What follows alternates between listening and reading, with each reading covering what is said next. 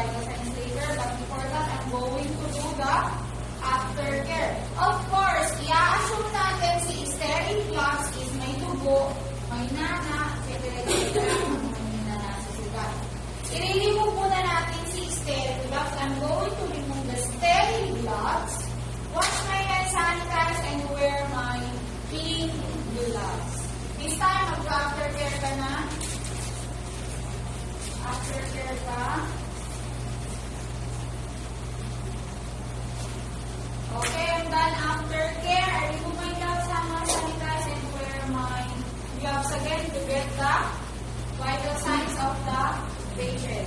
Okay, sir. Vital signs is normal. You can take RX now. And then, mag-proceed na tayo agad-agad sa hot and cold. No need na magpakilala kayo. Siya pa rin. Okay? Okay, sir. We're going to do the cold compress. Ano ba na una? Cold compress followed by hot compress. Okay, this time, sir, we're going to do the cold compress. Okay, I have my, what do you call this one na pala? Cold bath? Ice bath. Ayun, yes, sorry. Sabi ko lang, assuming I'm going to put the ice. Okay, to close mo yan.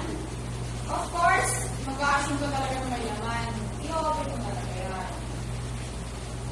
Cover with the towel to avoid frostbite. Very good. Of course, tatry muna natin sa sarili natin bago natin try the patient. Okay, sir, are you ready? We're going to do the cold compress. Okay, sir? Is okay? Okay, okay lang ba? Or etc.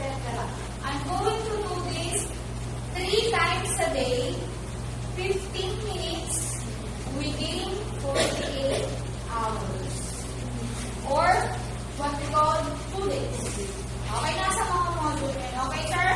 We're almost done. Okay, is that okay? How do you feel? Etc. Okay, we're done.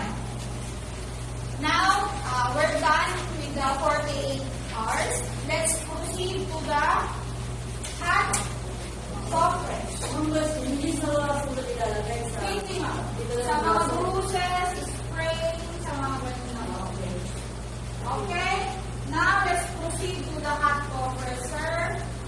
I'm going to put hot water. Okay ito naman, parang umagal. I'm going to put hot water. And then cover with the towel again. Just in case we have a leak, absorbing towel. Okay, itatry ulit natin sa sarili natin. Okay, sir.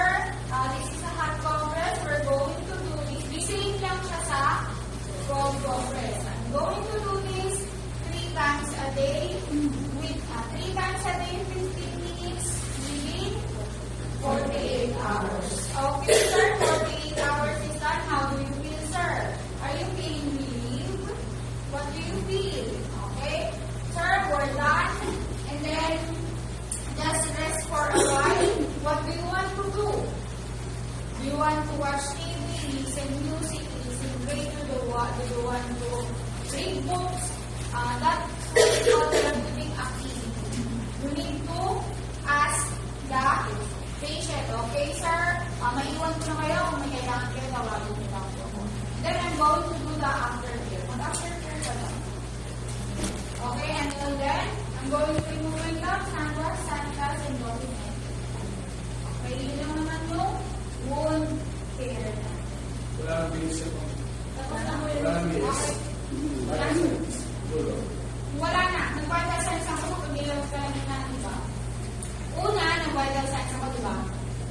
Nung natapos ko na lahat ng vital signs ulit ako, sa hot and cold moment ng vital signs. Nakabukod po yung gawin. Nakabukod yun? Nakabukod po yung paper natin.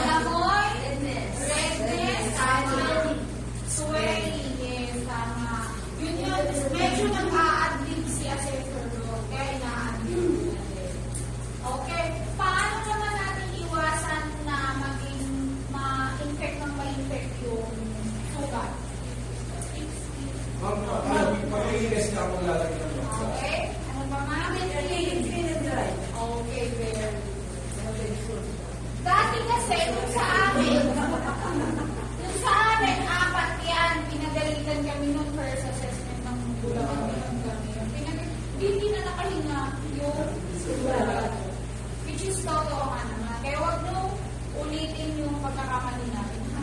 Especially dito. Dito din. Alam niyo ba, nung ako, akala ko babagsak na ako eh.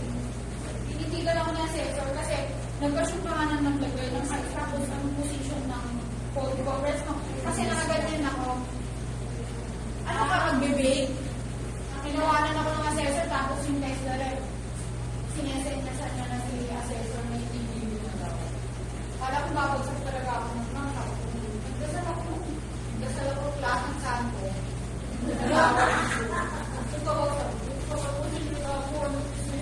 Station 5 na ako. CPR na lang. CPR na lang ako sa ang epic fail pa. Yung assessment natin, di ba may kanal sa gilid? Umataw yan! Lahat ng, ewan ko, nagpapasok yung tubig dito. Ang daming dahon. So, tuwan yung tubig sa loob. Bakit ang daming? Ang epic talaga naman. Umataw yung ano namin, yung kanal doon. Tapos, yung sapatos namin hanggang dito na yung tubig. Nag-CPR kayo mga kamay. Nag-CPR kami sa taas ng bed. Ay, yung iba, ako kasi bago muna nung naka-CPR na ako sa ano. Kinahaslat namin ng gamit. Pati mga kabinet. Ano to? Maglilinis ba